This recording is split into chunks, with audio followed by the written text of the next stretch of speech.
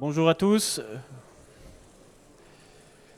Donc le sujet de cette présentation, c'est bien caractériser ces produits et ces substances pour une évaluation efficace du risque ATEX.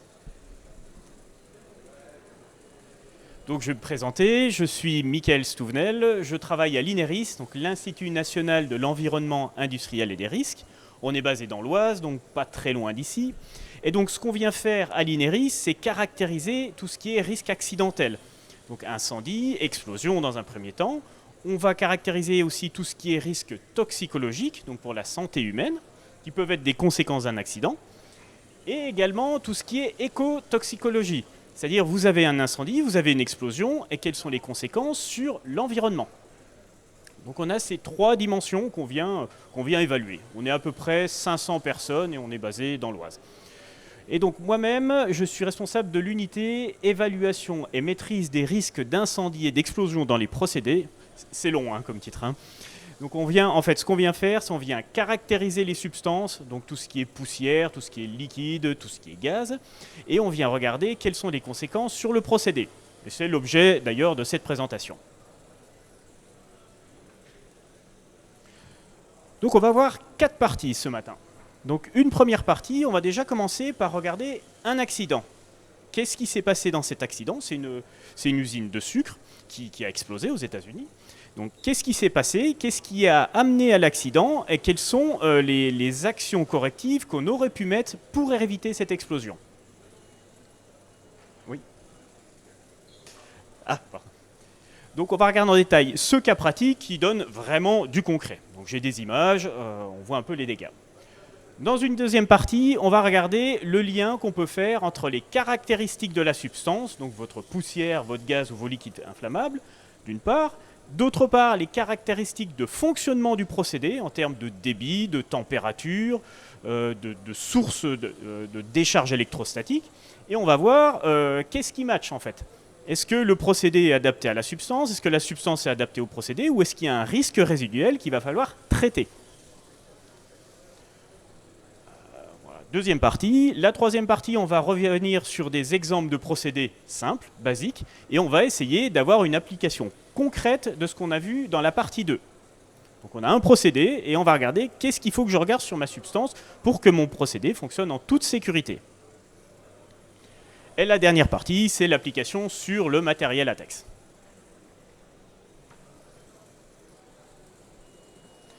Donc l'explosion, c'est l'explosion qu'il y a eu à l'Imperial Sugar, qui est une usine aux États-Unis.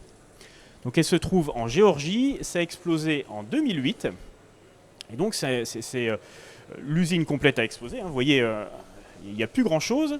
Et les conséquences humaines sont dramatiques. On a eu 14 décès, 38 blessés, donc 14 blessés graves. On a eu différentes explosions, ce qui s'est terminé par un incendie. Et tout a été concerné, toutes les unités de transport de matière comme les unités de conditionnement.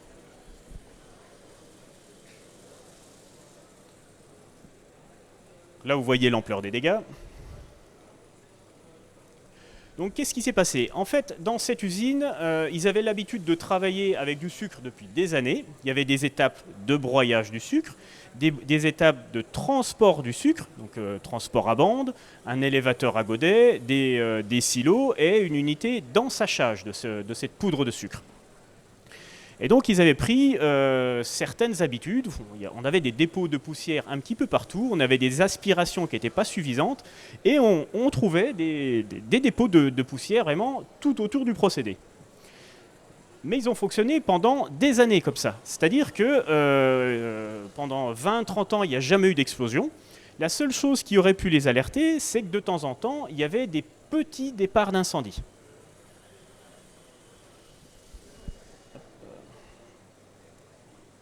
Et donc, ce qui s'est passé, c'est qu'en fait, l'élément déclencheur, c'est une norme sur tout ce qui est hygiène alimentaire.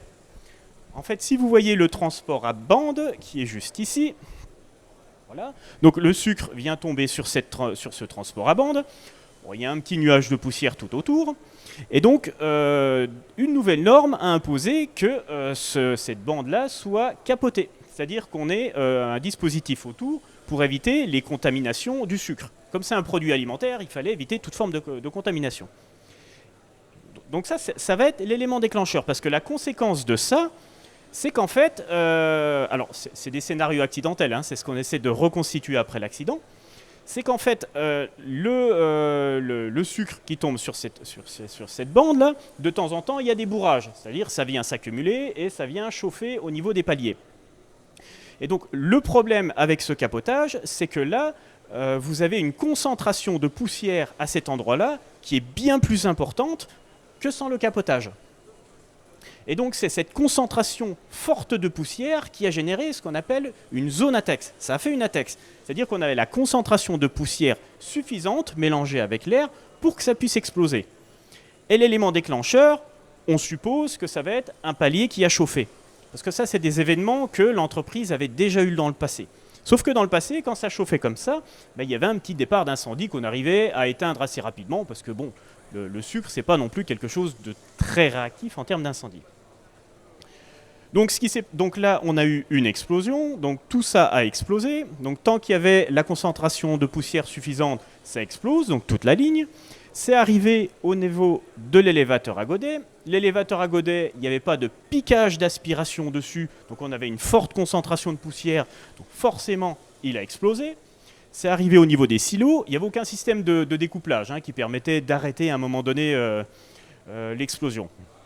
Ça arrivait au niveau des silos, les silos ont explosé, et ça arrivait aux unités de broyage et d'ensachage. Dans les unités de broyage et d'ensachage, il n'y avait pas de grande concentration de poussière. Par contre, ce qui s'est passé, c'est qu'avec le souffle de l'explosion, toutes les poussières qui étaient au sol, vous vous rappelez, il y en avait jusqu'à 10 cm, toutes ces poussières-là ont été violemment remises en suspension avec une concentration forte, et on s'est retrouvé dans la même situation que dans le capotage. Et donc tout ça, avec la chaleur et le souffle de l'explosion, ça a explosé.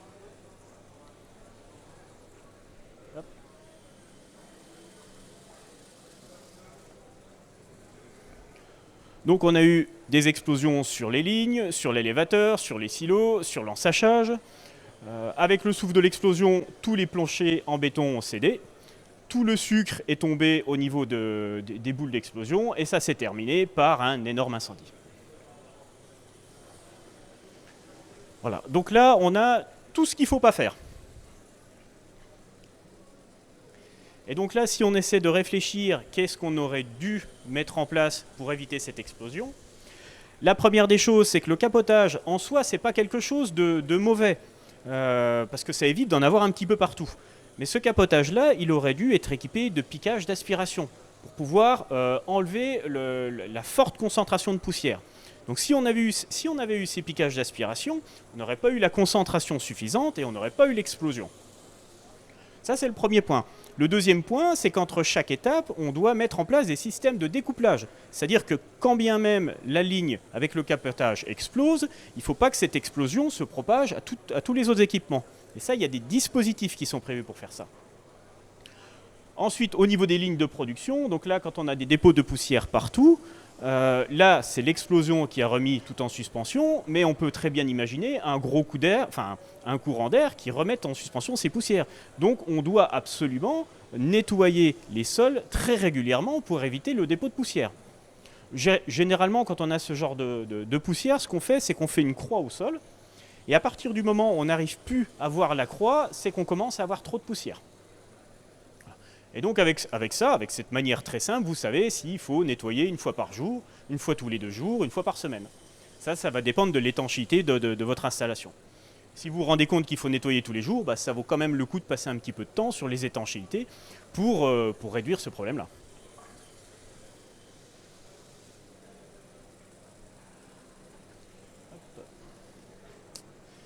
Donc maintenant, on va regarder la partie caractériser la substance en lien avec le procédé. Bon, tout d'abord, quand on fait une évaluation des risques ATEX, donc atmosphère explosive, le premier point, c'est de ne pas sous-estimer les risques.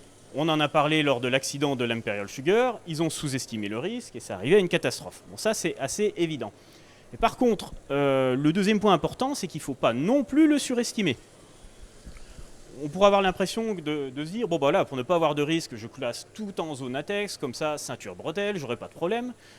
ça, sur le papier, c'est très bien, sauf qu'en pratique, on se rend assez vite compte que le fait d'avoir des zones ATEX, ça nécessite d'avoir du matériel particulier, du matériel qui coûte beaucoup plus cher, qui est plus difficile à trouver, qui coûte très cher en maintenance, d'une part, et d'autre part, vous avez des mesures organisationnelles par rapport au personnel, par rapport à des tenues, par rapport à des procédures qui sont très contraignantes. Et donc, on se retrouve assez facilement dans des situations où on arrive, sur le papier on avait mis plein de choses en place, mais on n'arrive pas à les tenir. Ça, c'est le premier point. Et le deuxième point, c'est que ça aussi, on perd on perd la vigilance par rapport au risque. Vous savez, si on vous dit dès l'entrée il y a du risque ATEX partout, vous ne faites plus forcément attention. Par contre, si dans l'usine il y a un endroit avec le gros panneau ATEX en disant là il y a un problème, là on est un peu plus vigilant. Et en plus, plus on restreint les zones, plus on est vigilant, et plus on peut être strict sur l'application du matériel et des consignes à l'intérieur. Donc tout ça, c'est un retour d'expérience. Hein. C'est pour ça que j'insiste sur ce point-là. Trop souvent, quand on va dans des usines, on voit des zones énormes, des grands classements avec du matériel qui, finalement, au départ, on avait une pompe ATEX, et puis finalement, on n'en a pas trouvé, on l'a remplacée par une autre, on s'était dit que c'était que pour une semaine, et puis finalement, elle est restée 2 semaines, 3 semaines. Il n'y a pas d'incendie, il n'y a pas d'explosion, et puis on se retrouve dans une situation où après, il n'y a que la moitié du matériel qui est conforme, et on génère un risque. Alors, pour faire une analyse des risques ATEX, ce qui est important, c'est d'avoir les paramètres de fonctionnement du procédé et en même temps les caractéristiques des substances. Ah, pardon. Tout simplement parce que certaines substances ne vont pas générer de risques avec certains procédés, mais vont en générer avec d'autres. Et inversement. Donc là, les paramètres de procédés industriels, ça va être les débits, ça va être les températures d'utilisation, par exemple. Et de l'autre côté, les substances, ça va être la sensibilité de la substance à la température, au débit ou autre. Donc soit les deux matchent, c'est-à-dire que là on a une température maximale qui n'est pas atteinte par le procédé et auquel cas on n'a pas de risque ATEX, on a fait notre analyse, on est tranquille, soit par contre la température fait que je génère un risque et dans ce cas-là je vais devoir traiter mon risque ATEX. Voilà. Donc, soit je le traite, soit je me dis je vais essayer de changer ma substance ou je vais essayer de changer mon procédé. Voilà un petit peu la dynamique. Hein. Donc l'ATEX est vraiment au cœur du procédé et de la substance.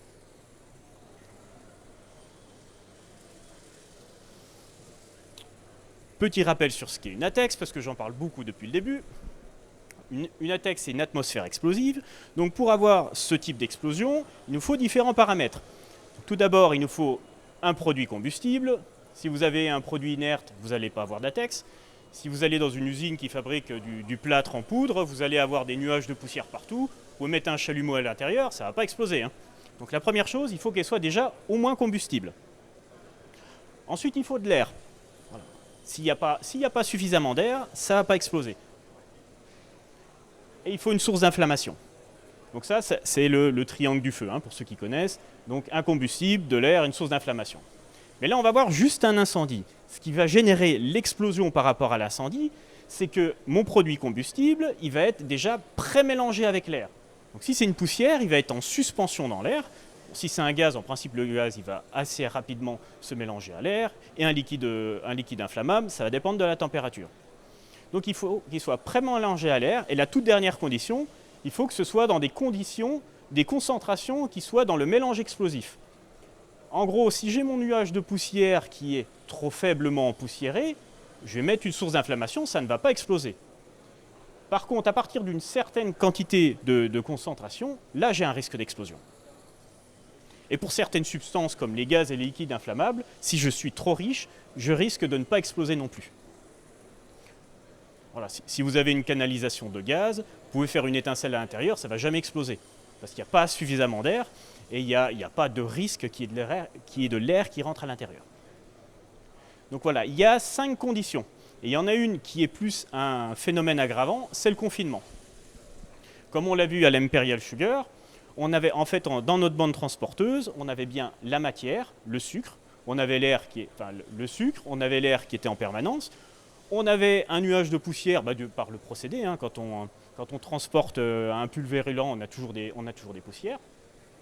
Sans le capotage, finalement, cette poussière elle retombait assez vite au sol, donc on était un petit peu trop pauvres. C'est ce qui fait que souvent on avait des petits incendies, mais on n'était jamais arrivé à l'explosion. Et c'est le confinement dans ce cas-là qui a fait qu'on avait une concentration plus importante et que là, avec une source d'inflammation, on a explosé.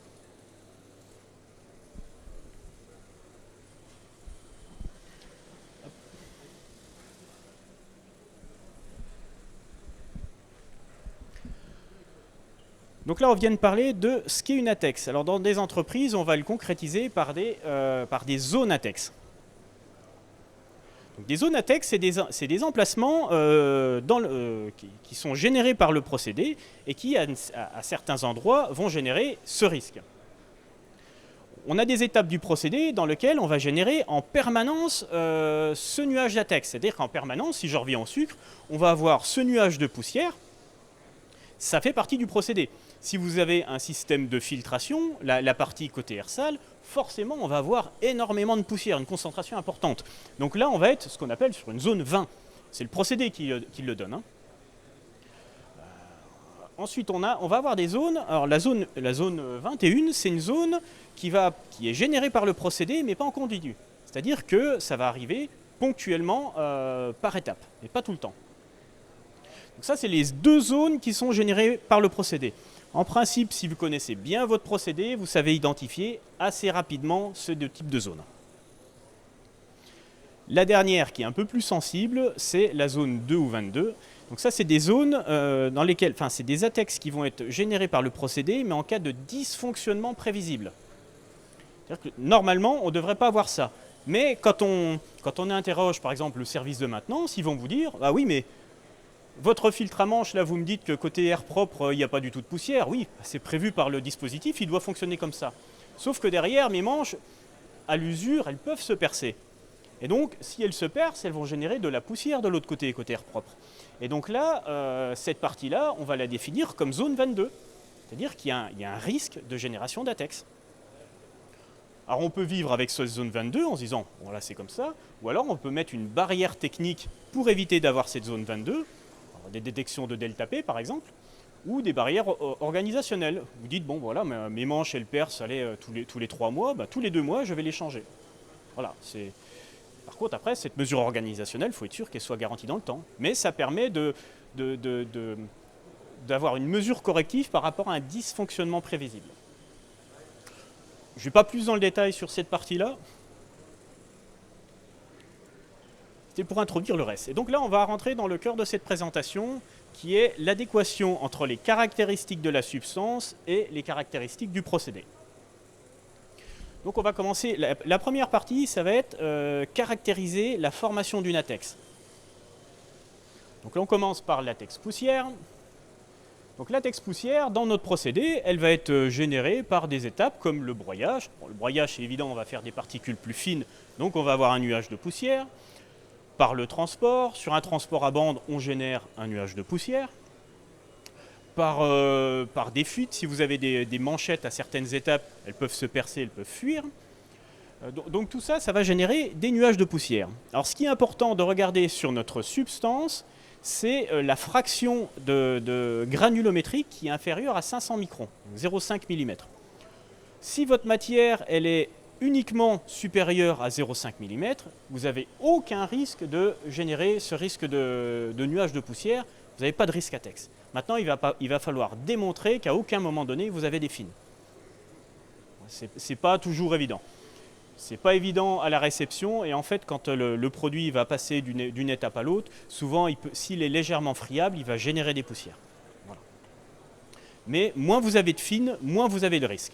Et après, il y a certains industriels qui ont fait le choix de, plutôt que de travailler avec de la poussière, ils vont travailler par exemple avec des pellets ou avec des gélules. Voilà, vous réduisez complètement le risque. Là, vous êtes tranquille, hein, il n'y a plus de risque. Donc la première chose à regarder, c'est la granulométrie. Ensuite, ce qu'il faut regarder, forcément, c'est est-ce que ce nuage de poussière, il est explosible. Comme je vous l'ai dit au départ, vous avez ce nuage de poussière avec du plâtre, vous n'avez pas de risque, vous êtes tranquille. Mais ça, il faut le vérifier sur les matières organiques. La plupart des matières organiques sont explosives, mais pas tous, ça se teste. Et donc pour tester ça, ce qu'on fait, c'est qu'on utilise ce genre de dispositif. Donc c'est une sphère de 20 litres. dans laquelle on fait le vide, on introduit la poussière à une certaine concentration, on ferme, et avec 2 détonateurs, on crée l'explosion. Et là, derrière, on regarde, on crée l'explosion. Est-ce qu'on a une pression qui est générée et une vitesse de montée en pression qui est importante?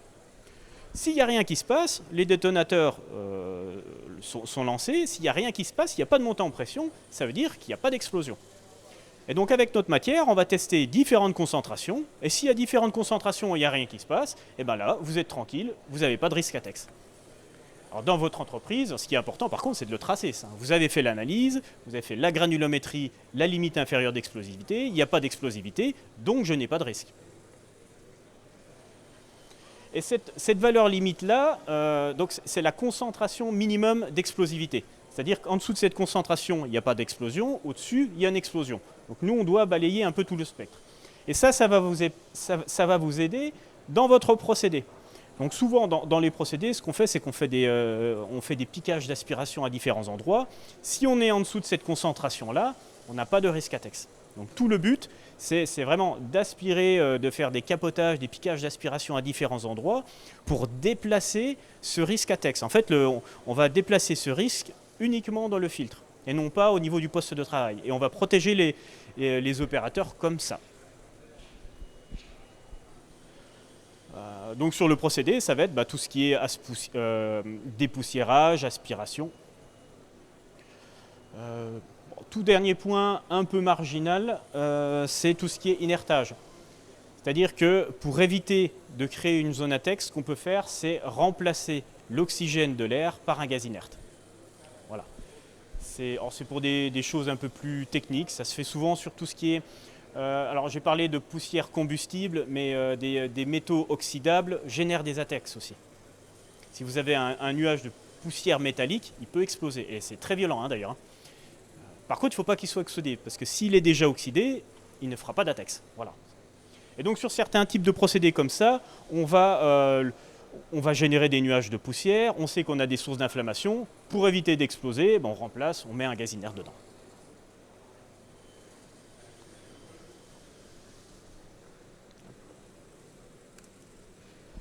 Ensuite, sur les gaz. Donc sur les gaz, ça va être à peu près le même principe. On n'a pas de granulométrie, on sait que s'il y a une fuite de gaz, forcément ça va se mélanger avec l'air. Le mélange combustible-air, il est déjà fait, c'est plié pour le gaz. Ce qu'on va regarder, même chose, même dispositif, on mélange notre gaz avec l'air à différentes concentrations. Et on va regarder à partir de quelle concentration on va avoir une explosion. Et à partir de quelle concentration maximale, c'est trop riche et ça ne va pas exploser. Je vous laisse prendre les photos, c'est ce schéma ici. Là. Voilà, là il y a trop d'air, il n'y a pas assez de gaz, ça n'explose pas. Là on commence à exploser et là on est vraiment trop riche.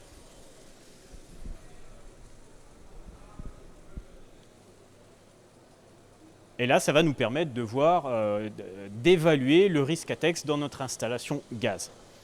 Bon, souvent on va mettre ce qu'on va étudier surtout c'est les fuites au niveau des raccords de gaz.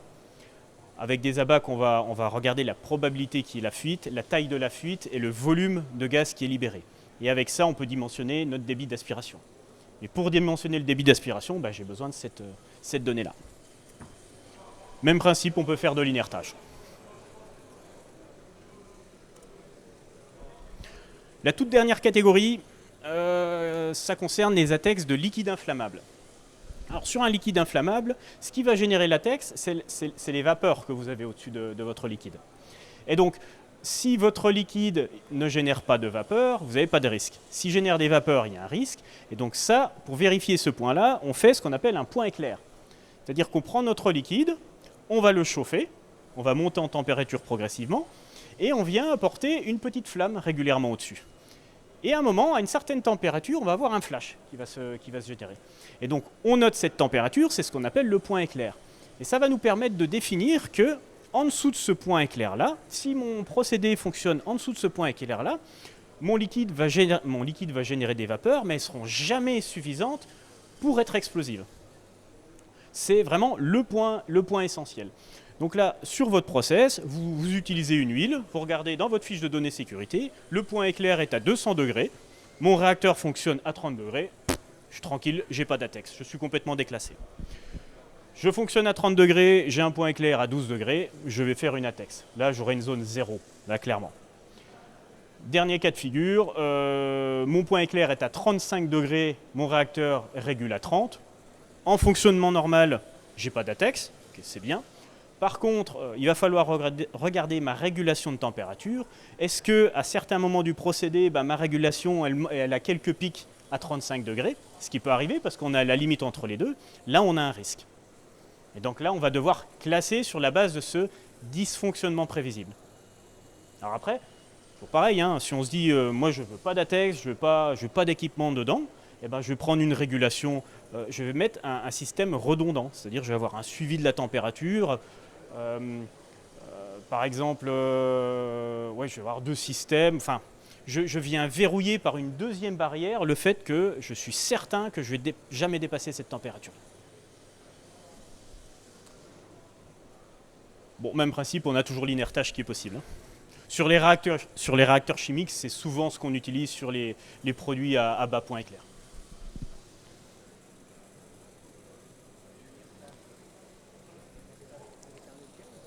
Pardon ?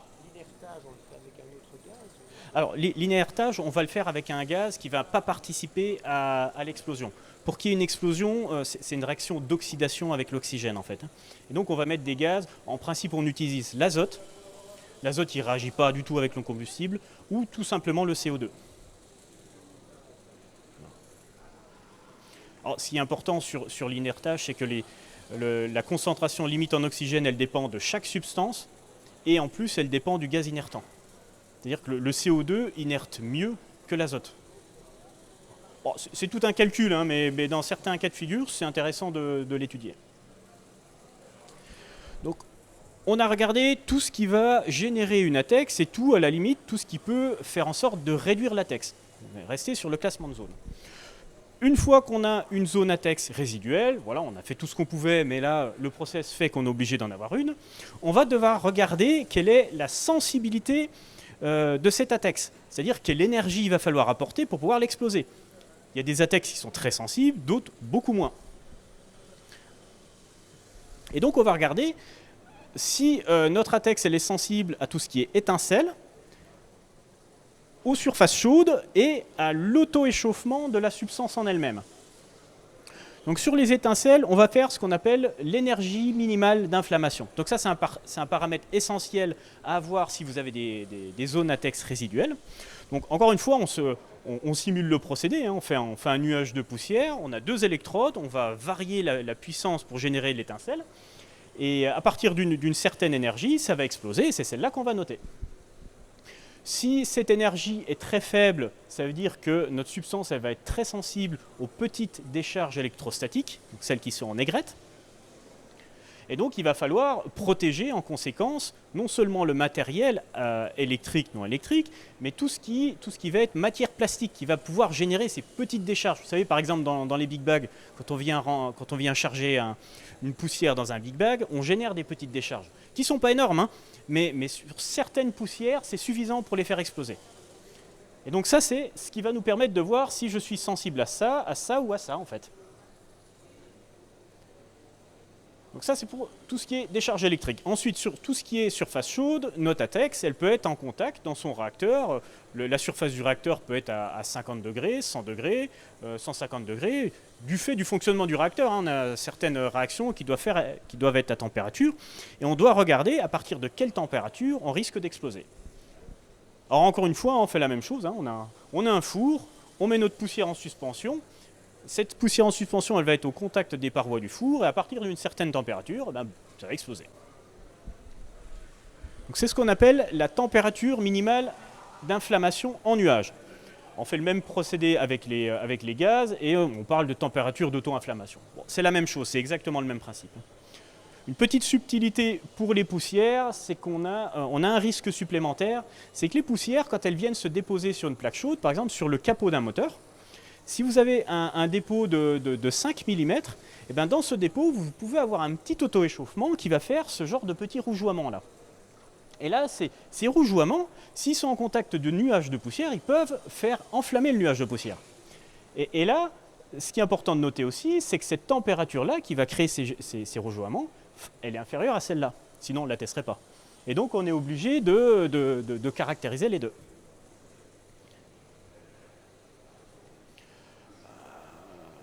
Donc, surface de chauffement, bon, ça intègre les flammes. Bon, les flammes sont à des températures très extrêmes, mais ça englobe la même thématique. Et la dernière source d'inflammation, elle ne va pas être directement liée au procédé, mais plutôt à la matière. En fait, quand vous stockez une poussière dans un silo, si vous stockez une grande quantité de matière et que vous avez de la chaleur, vous êtes en été en pleine canicule, vous pouvez avoir des phénomènes d'auto-inflammation dans le cœur de la matière. Surtout si vous avez une matière organique, et encore pire si elle est un peu humide. Et donc là, à l'intérieur de votre silo, vous avez cet auto-échauffement-là qui, soit il arrive à se dissiper à l'extérieur du silotage, et donc là, tout ce qui est généré et dissipé, il n'y a pas de risque.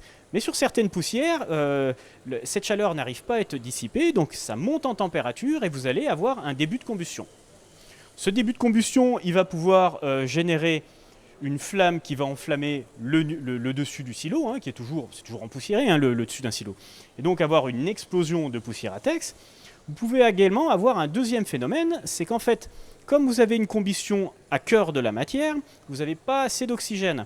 Et donc vous allez générer une combustion incomplète, donc du monoxyde de carbone. Et ce monoxyde de carbone, s'il s'accumule en haut du silo, pareil, il va pouvoir exploser, sauf que cette fois-ci, c'est une explosion d'ATEX de gaz. Et les ATEX de gaz sont beaucoup plus sensibles que les ATEX de poussière, en principe. Et donc, souvent, quand on a dimensionné notre silo, on sait qu'on a une zone ATEX poussière en haut, on va mettre des dispositifs protégés contre les explosions de poussière. On n'a pas forcément pensé aux explosions de gaz. Donc j'ai tout mon matériel conforme et pour autant ça a explosé. Bon, l'essai laboratoire, hein, c'est tout simplement des petits paniers comme ça. On remplit, on met au four, on chauffe à différentes températures jusqu'à ce qu'on ait une inflammation. Forcément, plus le panier est grand, plus la température pour arriver à cette inflammation est basse. C'est le phénomène de taille en fait. Et par extrapolation, on va pouvoir dire à l'industriel, voilà, on a testé votre poudre et vous pouvez stocker jusqu'à 5 mètres de haut sans aucun risque d'inflammation en conditions extérieures maximales de 50 degrés. On va pouvoir lui donner cette valeur-là. Et donc lui, avec ça, il s'organise pour ne pas avoir plus de 5 mètres et s'il reste dans ces conditions-là, il est tranquille.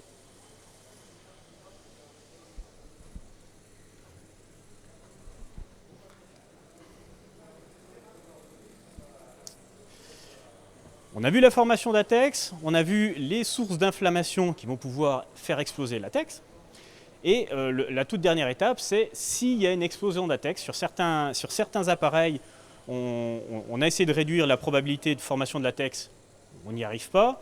On a des sources d'inflammation, on a mis du matériel ATEX partout, mais on a certains scénarios accidentels qui font qu'on ne peut pas exclure l'explosion. Typiquement, vous avez un filtre de dépoussiérage, vous aspirez un petit peu partout dans votre atelier, vous n'êtes pas à l'abri, un moment ou un autre, d'aspirer une petite particule incandescente.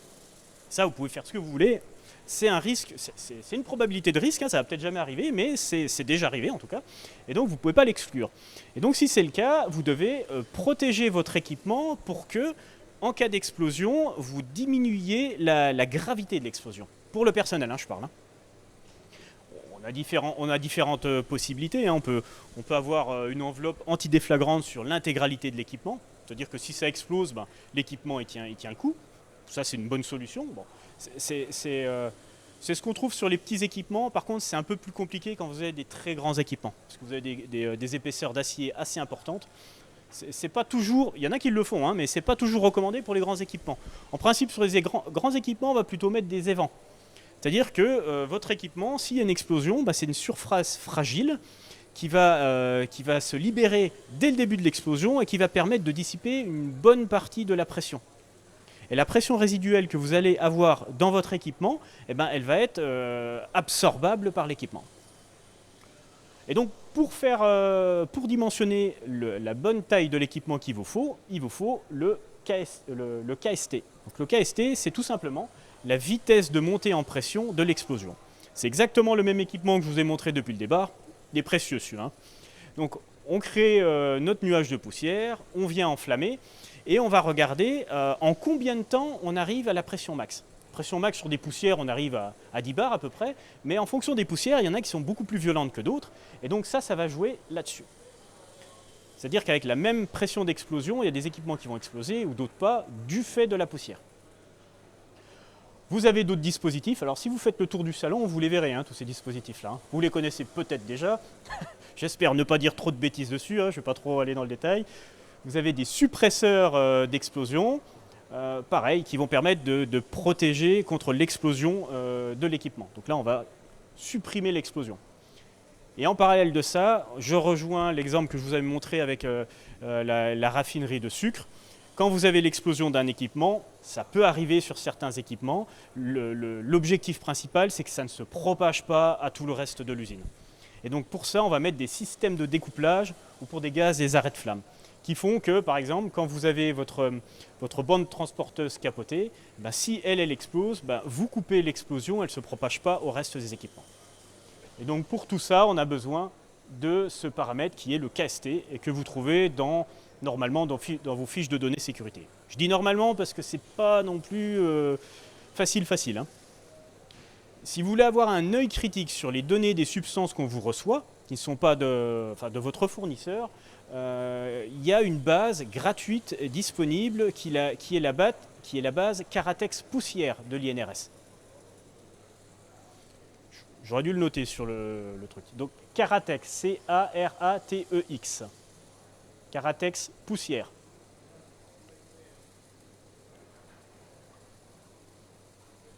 Et donc dans cette base-là, vous allez mettre amidon de maïs et vous allez avoir plein de résultats. Toutes les caractéristiques que je vous ai montrées là, vous allez les avoir. Pardon ? Non, c'est le site de l'INRS. On travaille souvent avec l'INRS sur différents sujets, notamment sur les explosions d'ATEX. Vous êtes de l'INRS ? Non. Ah bah voilà, donc on aimerait bien avoir une base INRIS parce qu'on en teste énormément de produits. Mais pour le moment, comme il y en a déjà une qui existe et qu'on ne veut pas faire de concurrence à nos confrères de l'INRS, je recommande la base de l'INRS. Alors, la petite difficulté que vous pourrez avoir, c'est que vraiment l'explosion de poussière, elle va dépendre de la granulométrie, de l'humidité. Donc vous allez avoir toute une quantité de résultats sur votre matière. Prenez une fourchette en fait. Hein. Mais ça va Comment ? Alors, l'arrêt de flamme, c'est pour les explosions de gaz. En fait, quand vous avez l'explosion de gaz, le problème, c'est que l'explosion elle va se propager dans les canalisations et en plus, elle va monter en pression très très fortement. Et donc ça, c'est tout simplement un treillis métallique. C'est des petits triangles, en fait, dans lequel le gaz passe. Mais la flamme, quand elle passe dedans, en fait, elle va s'étouffer. Non, elle va s'étouffer, en fait, tout simplement.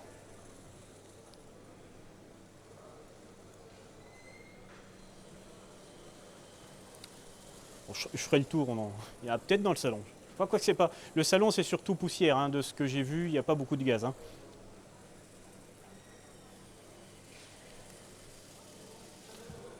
On a... Pardon ? Le gaz... Oui. Bon, après peut-être que dans vos installations, vous avez des canalisations de gaz à considérer. Voilà. Je me raccroche aux branches. Donc on va voir, maintenant qu'on a vu la théorie entre les paramètres du procédé et la substance, on va voir quelques exemples de procédés. Je reviens à mon filtre à manche, hein, forcément.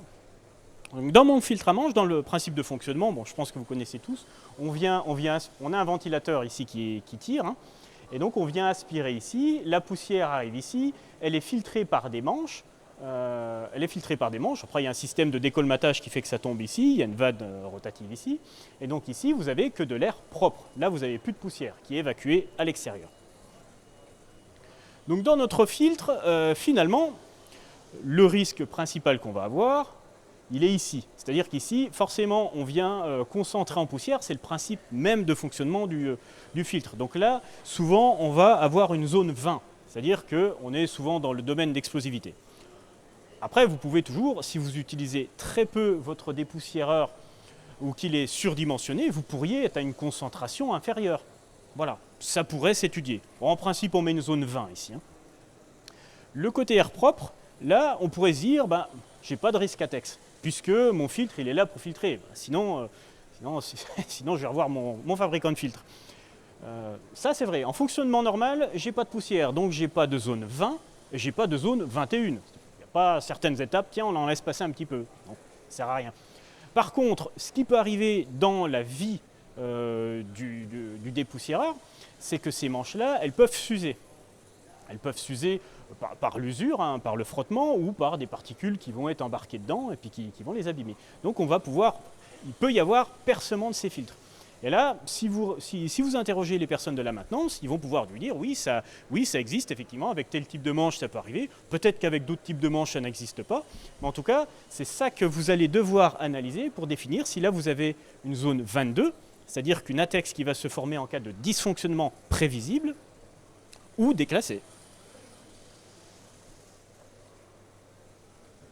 Donc là, on a nos zones. Donc ce qui va être important ici, c'est notre nuage de poussière. Forcément, on va revenir à la substance. Est-ce qu'il peut générer une ATEX? Première des choses à voir, c'est la granulométrie, mais en principe, dans un système de dépoussiérage, elle est suffisamment fine. Ça, c'est pas un sujet. Par contre, vous allez vérifier la LIE, la limite inférieure d'explosivité. Parce que si finalement, il n'y a pas de limite inférieure d'explosivité, il n'y a rien d'ATEX, vous êtes tranquille. Donc ça, c'est le premier point important qu'il va falloir regarder. Ensuite, sur vos manches, vous avez un frottement entre votre poussière et les manches. Et ce frottement-là, il peut générer des décharges électrostatiques, de petites décharges électrostatiques.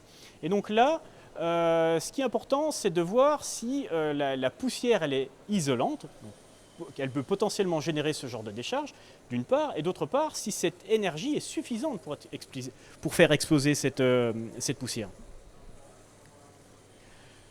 Deuxième point à vérifier.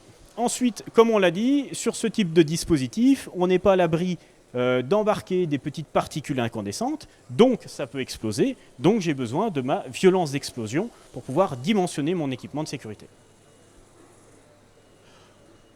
Voilà globalement ce qu'on regarde sur un filtre. Après, on pourrait pousser l'exercice en disant oui, mais est-ce que la paroi ici, cette température-là pourrait enflammer le nuage de poussière?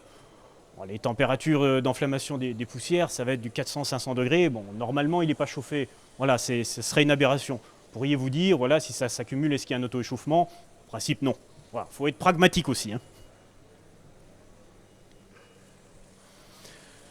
Alors le deuxième exemple, ce sont les silos. Donc le silo, on a la matière qui est remplie à ce niveau-là.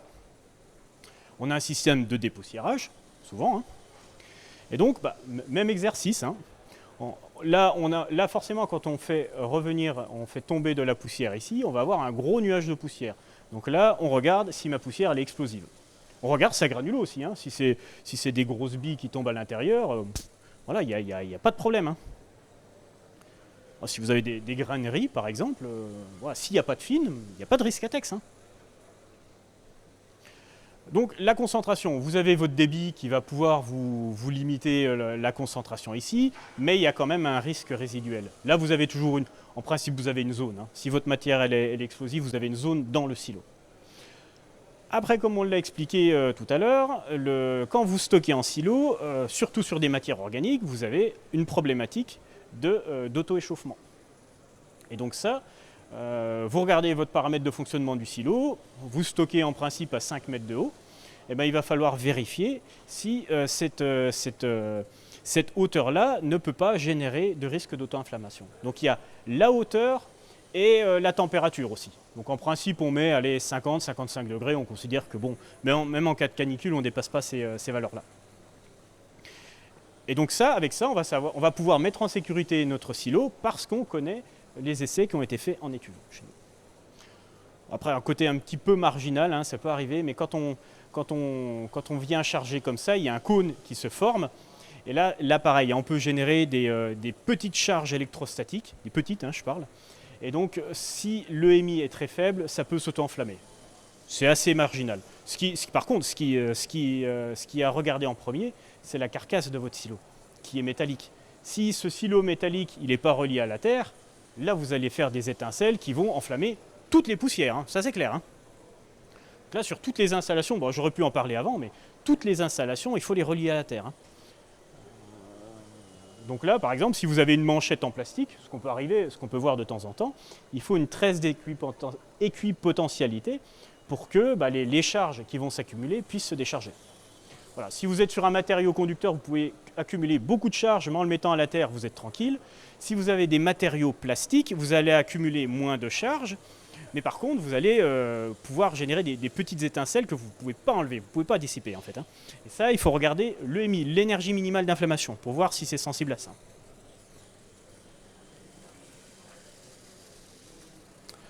Un broyeur, bon, j'ai quand même beaucoup d'exemples en poussière. Hein. Donc sur mon broyeur, bon, le principe, il y a la matière qui tombe au-dessus, elle vient taper sur des marteaux, enfin les marteaux qui viennent tourner, hein, et en dessous, on a une poussière qui est plus fine, principe de fonctionnement d'un broyeur.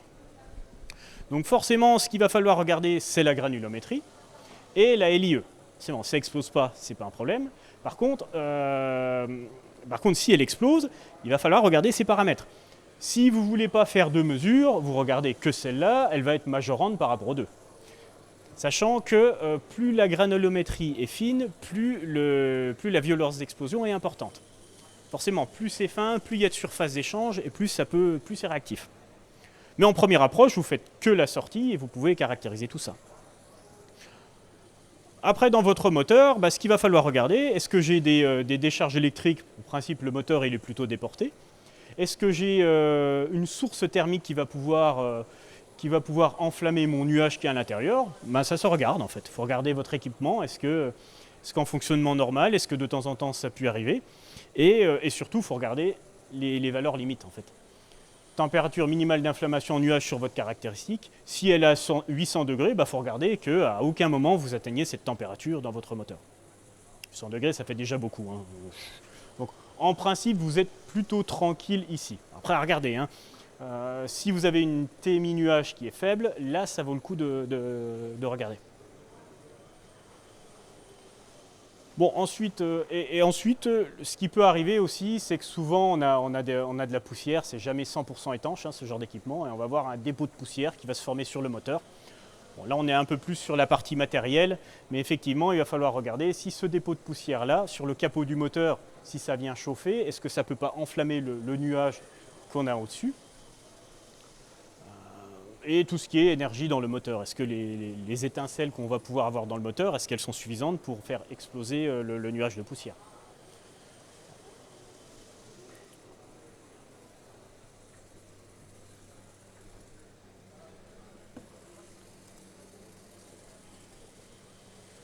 Le réacteur chimique, je vais passer un petit peu plus vite parce qu'on est limite du sujet. Donc le réacteur chimique, forcément, on a notre liquide inflammable ici qui va générer des vapeurs. Ce qui est important, c'est de regarder si ces vapeurs, elles sont suffisantes pour pouvoir être explosées. Donc on va regarder le point éclair. Si le point éclair est à 50 degrés et notre réacteur est à 30 degrés, il n'y a pas de problème. Si on est à la limite, il faut le vérifier. Ensuite, on va regarder les concentrations de poussière. Est-ce que finalement, on a trop d'air, ça ne peut pas exploser? Ou est-ce qu'on a trop de vapeur, on n'a pas beaucoup d'air et on est en sécurité également? Et le dernier cas, bon, finalement, si là on a quelque chose qui vient en rotation et qu'on a des dispositifs électriques et qu'on ne peut pas garantir qu'on n'ait pas d'explosion, eh ben on va faire un inertage. On a certaines matières aussi qui ont des conductivités électriques importantes et quand on vient les brasser, ça fait des petites décharges. C'est le process, c'est comme ça, vous ne pouvez pas l'enlever et en plus le point éclair est bas. Bon, dans ce cas-là, on inerte, on n'a pas le choix de toute façon. Bon, le gaz, je vais passer très vite. Hein. Donc, gaz en vrac. Hein. Donc là, on a les raccords. Le risque, c'est une fuite au niveau des raccords.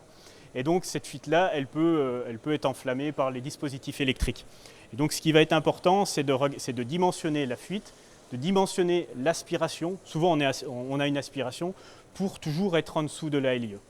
Et si on arrive à faire ça, on est plutôt tranquille. Si on le fiabilise, on peut même déclasser. Si on n'arrive pas à fiabiliser ça, on va mettre du matériel latex.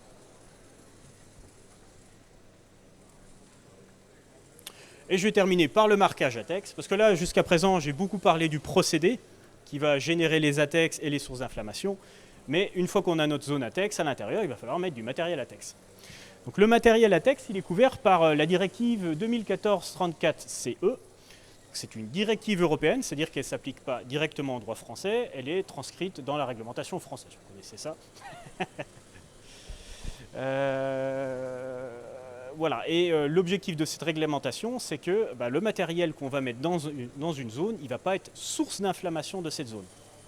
Et donc ce matériel, il doit être adapté à la zone, donc 20, 21, 22, mais il doit être aussi adapté à la substance. Parce qu'il y a des substances qui sont plus ou moins réactives en fait. Donc on va trouver un marquage très complexe enfin, sur l'appareil. Bon, le logo qui va vous dire que c'est pour latex. Vous avez la catégorie du matériel, si c'est pour du gaz, si c'est de la poussière, et les différentes températures et les groupes.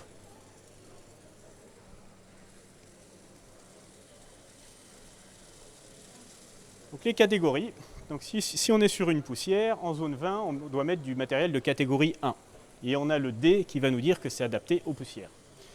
Si on est en zone 21, il faut du matériel de catégorie 2. Et si on est en zone 22, il faut du matériel de catégorie 3. On aurait pu faire plus simple, mais bon, c'est comme ça. Et bien évidemment, comme le matériel est plus sécurisant en 20 qu'en 22, quand vous avez du matériel pour la zone de catégorie 3 pour la zone 22, vous pouvez mettre de la catégorie 2 ou 1. Voilà. C'est plus, voilà. Bon, ça vous coûtera plus cher, mais c'est possible. Bon, ça peut être intéressant si vous voulez pas, voilà, si vous voulez acheter une même référence de matériel pour toute l'usine et ne pas vous embêter ou vous tromper dans les références, vous pouvez faire comme ça. C'est à vous de voir. Hein. Alors, en plus de la catégorie, sur les gaz, on va rajouter deux choses. Déjà, la classe de température.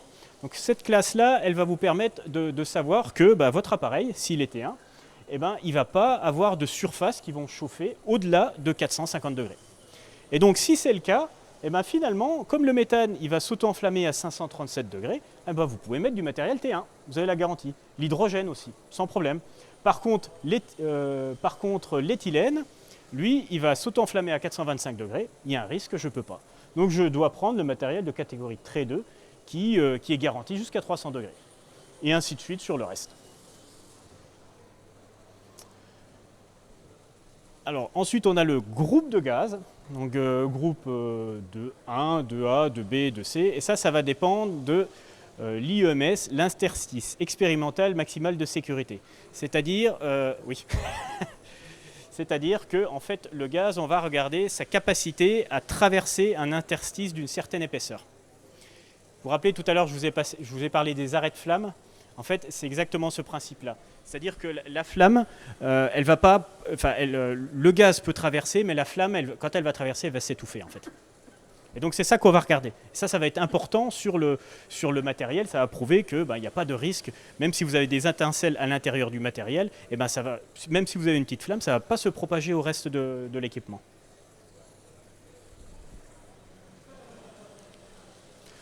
Même chose pour les poussières. Vous retrouvez les températures d'auto-inflammation, donc en nuage et en couche de 5 mm.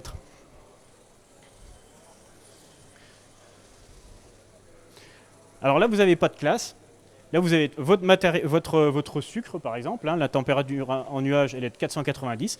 Vous allez devoir regarder sur le matériel si c'est en conformité par rapport à ça ou pas. Sachant qu'on se donne toujours une marge de sécurité. Hein, la température maximale de surface du matériel, donc ce qui est garanti par votre fabricant, donc c'est la température d'inflammation en couche, moins 75 degrés. C'est une marge de sécurité. Et on en a une également sur la température en nuage.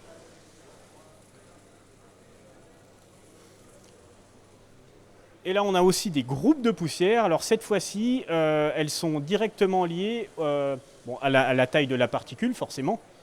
Ça va montrer l'étanchéité du caisson par rapport à la taille de la particule. Mais un autre point aussi important, c'est la conductivité de la poussière. Donc là, on n'est pas sur l'électricité statique, on est sur la conductivité. Concrètement, quand votre poussière elle va rentrer dans votre moteur, si elle est conductrice, elle peut faire un court-circuit entre deux équipements électriques. Et donc c'est ça qu'on vient protéger. Donc si votre poussière est conductrice, il faut protéger contre ça. Si elle ne l'est pas, vous allez avoir de la poussière dans le moteur, mais ce n'est pas dramatique.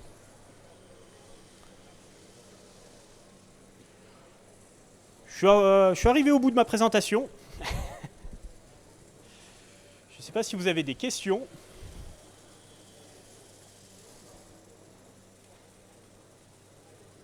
Non, pas de questions. Parfait. Donc à l'INERIS, ce qu'on fait, c'est qu'on intervient autant pour aider les entreprises sur la partie définition du classement de zone. Il n'y a pas d'obligation réglementaire à passer par un organisme. L'entreprise, elle peut d'elle-même faire son classement de zone. Souvent, quand c'est un peu compliqué ou qu'il y a un doute, ils font appel à nous. Et on intervient aussi sur la partie certification du matériel. Les fabricants de matériel viennent nous voir pour se faire certifier. Les groupes de gaz, groupes de poussière, température d'auto-inflammation et tout ça. Ok, merci pour votre attention. C'est gentil, merci.